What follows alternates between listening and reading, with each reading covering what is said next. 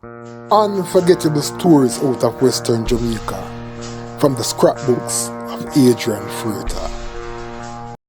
Before Jamaica qualified for the first of its two female World Cup finals in 2019, and Khadija Bonishaw becoming a superstar of the women's game representing Manchester City in England, there was not much to write home about in regards to Jamaica's women's football program.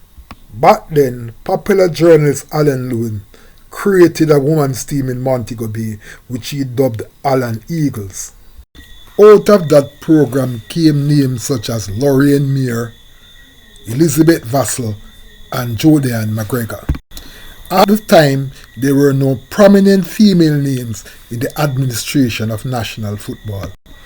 It was into that void that Lorraine Scringer stepped when she became the president of the Hanover FA, the first female to hold such a position in the annals of Jamaica's football. That was the first of many firsts for Lorraine Scringer in national football. She subsequently became the first president of the JFF Western Confederation. She was the first woman to head a JFF delegation on an overseas trip, and she was the first woman to become the JFF's executive officer. While Lorraine Scringer's 19 years reign as president of the Hanover Football Association did not yield many trophies and prizes, especially in regards to teams qualifying for the nation's Premier League football competition, she nonetheless ran a vibrant parish program, which saw her domestic football program churning out many gifted young footballers, some of whom went on to Russies to become top-flight Da Costa Cup football stars. In addition, being a very close friend of then JFF President Captain Horace Burrell, Scringer got some very important benefits for Western Jamaica. These include sponsorship support, funding for youth programs, and development programs for referees and administrators. It was therefore somewhat of a surprise in 2014 when Ms. Scringer was kicked out of Hanover's football in what many felt was a trick, as she ended up not qualifying to contest the elections. In this edition of Lest You Forget, we will be looking at how Ms. Scringer's 19-year reign as president of the Hanover FA came to an abrupt end, from a story I wrote for The Gleaner, which was published on Friday, April 25, 2014, under the headline, Scringer Rejected, Samuel's New HFA Boss. After serving 19 consecutive years as president of the Hanover Football Association, Lorraine Scringer, who had the enviable distinction of being the first and only woman to lead a parish association in Jamaica, was unceremoniously relieved of her position on Wednesday.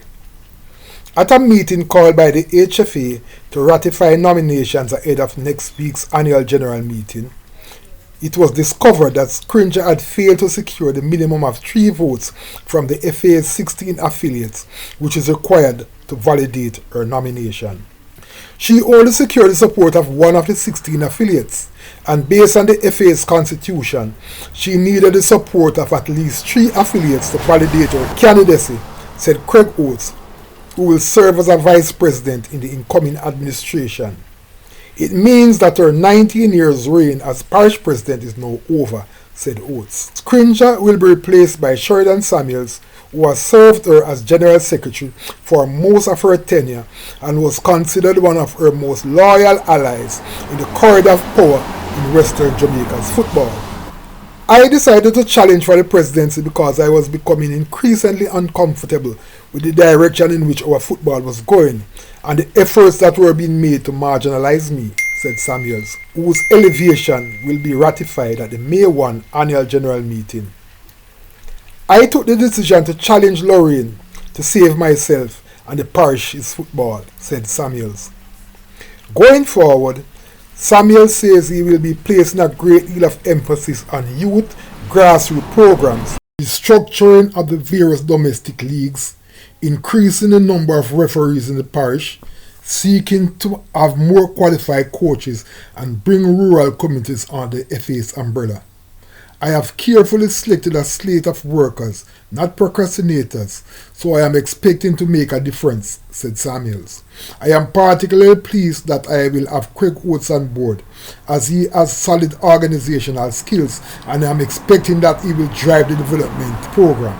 The slate that Samuels has assembled, which is to be ratified at the upcoming AGM, reads as follows. Sheridan Samuels, President. Craig Oates, Vice President. O'Neill Kentish, Second Vice President. Kenneth Williams, Third Vice President. Linton Stewart, General Secretary. Darren Barnes, Treasurer.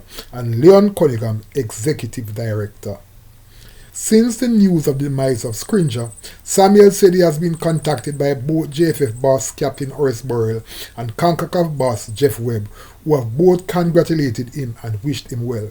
I am particularly pleased with the kind words of support that I have gotten from these two most important personalities in regional football, said Samuels. I intend to hit the ground running because my goal is to give new life and energy to Hanover's football.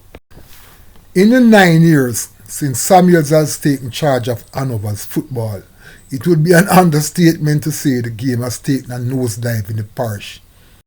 It would probably be safer to say the game has died, based on utterances that Vice President Oates has made on television. Me agreeing even to speak with you right now is saying to you that I, as an individual, as a member of the Hanover Football Association, is really, really disappointed. Our youths at all levels should be out there playing games. We should not be inactive. And when you multiply 365 by 4, that's over 1,000 days that have gone by, and youths in Hanover have not played in a competitive game, and that is unacceptable. Speaking to persons on the ground, one comment that keeps coming back is that this could have never happened under Miss Scringer. So, as the game continues to sink in Hanover, there is clearly a case being made that Miss Scringer was a success story. In looking back at the rise and demise of Lorraine Scringer, it is definitely one of those unforgettable stories out of Western Jamaica. Unforgettable stories out of Western Jamaica from the scrapbooks of Adrian Freighter. Like and subscribe for more unforgettable stories out of Western Jamaica.